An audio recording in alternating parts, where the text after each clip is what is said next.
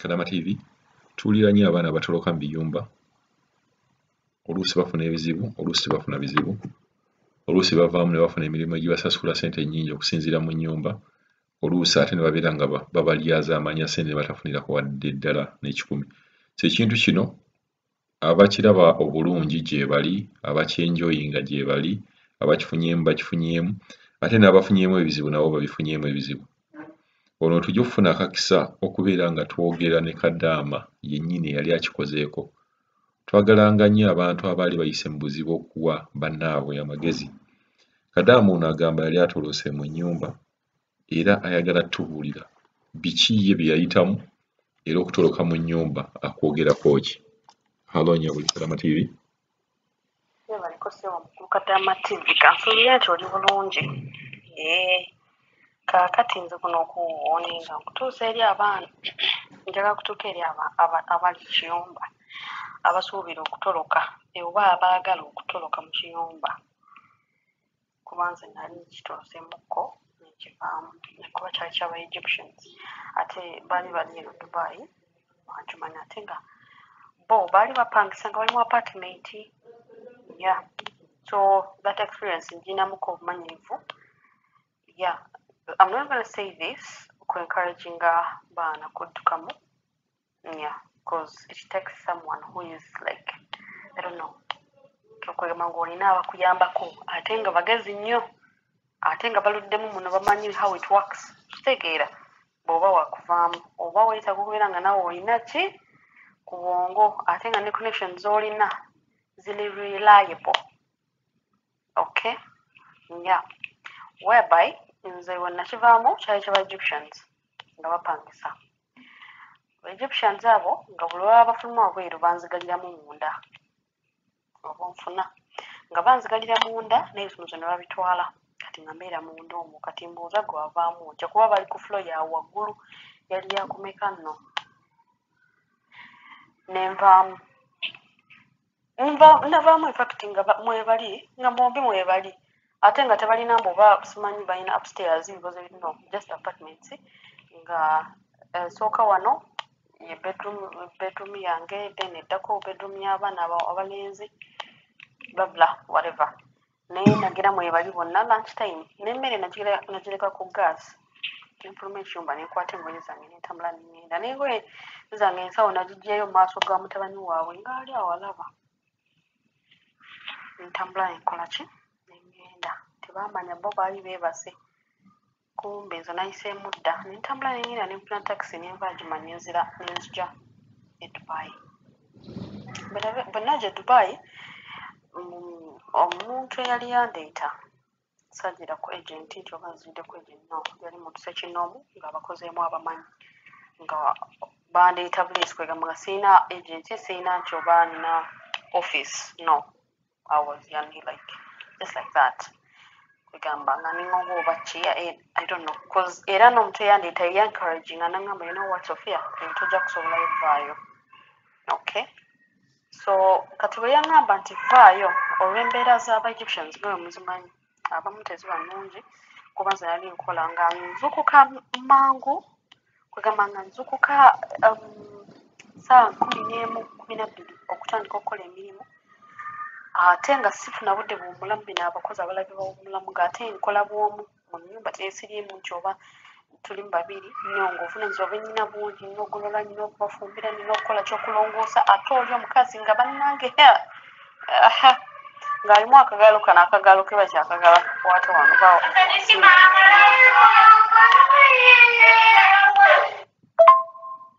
bali kyagamba kano akagalo kwegamba nga onooyisa awantu olaba oba waliwo enfuufwe oba watukula nga ngenda kuta ku madirisa alaba oba gatukula kwegamba so I used to work hard.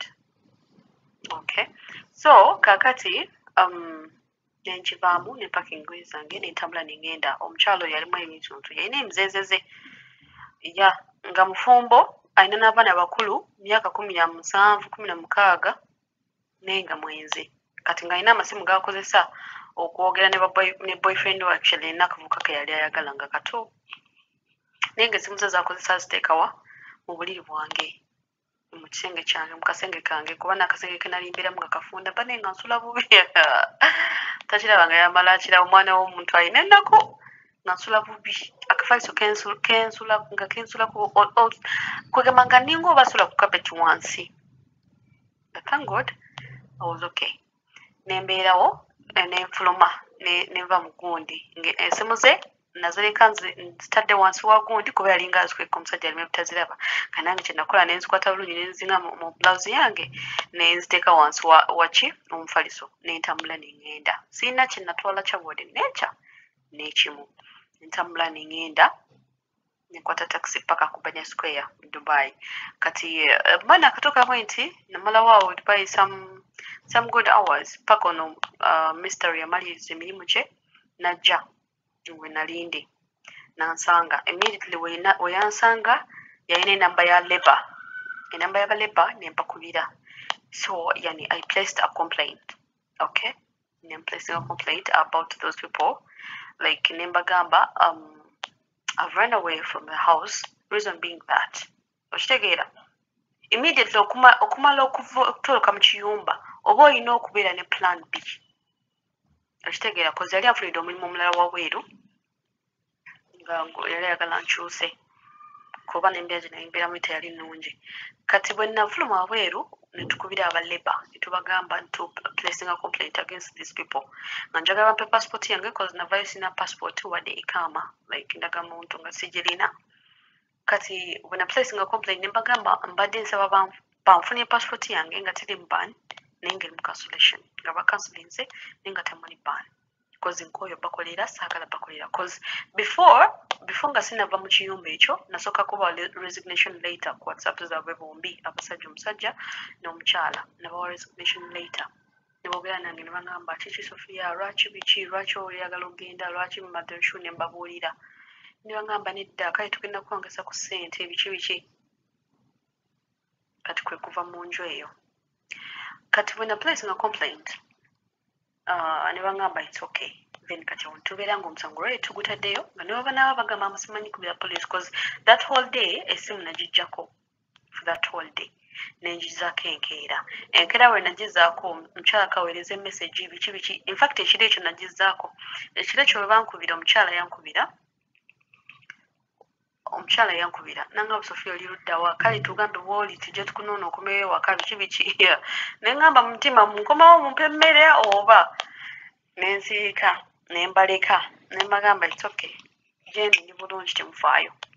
Okay, yeah, so ne bajjako omusajja nakuba natandika okuyomba in fact before nga tanayomba yatandika okuyomba nga bali babatandise omukubira cause nagenda kuba Labour Sharjah ne bansindika ku gundi kuba Labour Jumanyi in fact Jumanyi wa Sharjah no nagenda kuba Labour aba Dubai ne bansindika kuba Labour aba Sharjah kati ne bampa n'enamba yaabwe y'essimu ne babakubira n'amasimu eyo kati bana bakwasaganya ensonga z'abakadama ne sponsor kati wakadama ne sponsor aba batulete mu kiyumba kati ne bankubira ngo bakubira ne bali ba sponsors bange babakubiranga then ne batukwasaganya naye ng'omusajja oluva ku simu bamala omukubira omusajja oluva ku simu ng'addamu naye nga nkubira nga bali baba bankankubira nga naye addamu nga nkubira nga nvuma ng'ayomba simanyi olowooza n'ensi yammwe biki ogenda kudda ewammwe bla bla bla bla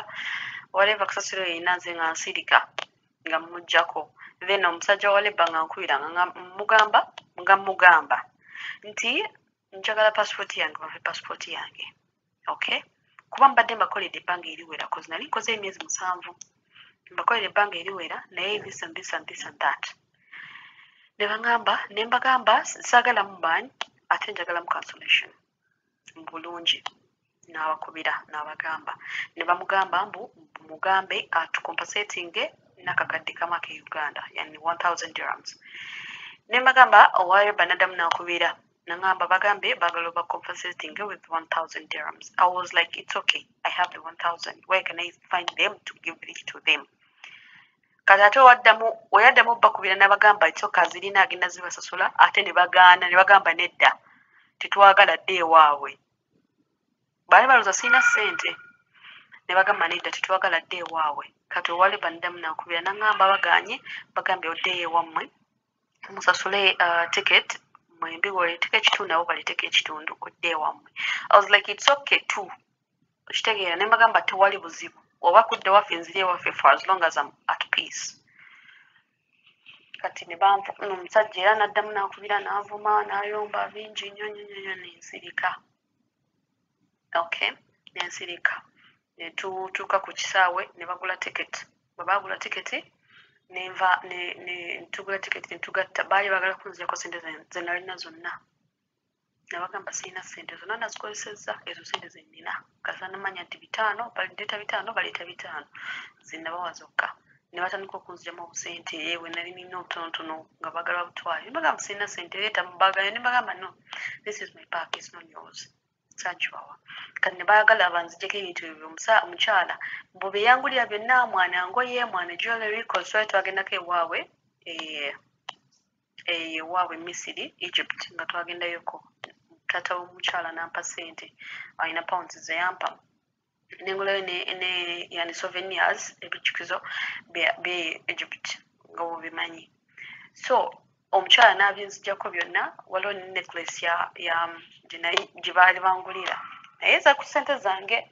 Necklace yali ya silver ate silver waabwe abeera original. N'agimbuuza necklace eri ludda wa? Namugamba necklace gimanyi baana bembadde mbeera nabo baleka baagitutte okitegeera naye nga nali ngiina.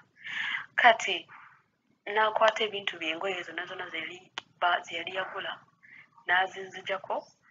Kugamba yali ayagala kutwala n'ensawo yange yonna. Ne mugamba ensawo siiyo ate n'ekira mulimu ebintu byange byali naguze kozi nali nguze ebintu byange ebipya. Nzeeyo waka kozi baali banembizzeeyo waka mbiguze. So ne nduwonera awo olwo ne nduwonera awo. Kati nga tulowooza oba banteredde mu ban passport. Kumbe wa baali batiisatiisa nti bajja kuteera mu ban passport. Nemekudde eno naye nga ban teyaliimu. Bwentyo munange lwe nedda ewaka ne mmala nenkomawo ate. Okay, n'omwaka tegwawera nga nkomyewo wano eno. Yeah. Kati mukyo ki kye njagadde mbagamba nti tosobola kufuluma kiyumba nga tolina plan B. Buli bw'oba olowoozezza kufuluma kiyumba nti oba oddukemu, you have to have a way out oba plan B. Olina okubeera n'amagezi ng'olina okutandikira oba olina okusooka n'oweebuza ku bantu bwe mba nvudde wano eno kubanga tusobola abantu abasinga bakola yes musobola okukola wabweru nga temulina passport zammwe naye ate oluvannyuma osobola okukifunamu obuzibu oba oluusi n'okukwata oba tolina ikaama ne bakutwala ku poliisi kuba oba tolina ndagamuntu. Ku poliisi eyo tobeerayo mmere nti oba mmere gy'ogenda kulyayo nedda oba olina okukola kiba kirungi n'okukola ng'olina ebikukwatako. So that singa oba ofunye obuzibu oba abeewamu bafunye obuzibu oba abaana kuba tuli bazadde abamukofe nga bafunye obuzibu weetaaga kuddayo ewaka nga kikwetagisa kikutteko nnyo weetaaga kuddayo ewaka. So kyoba ojja kifunamu obuzibu. Yeah.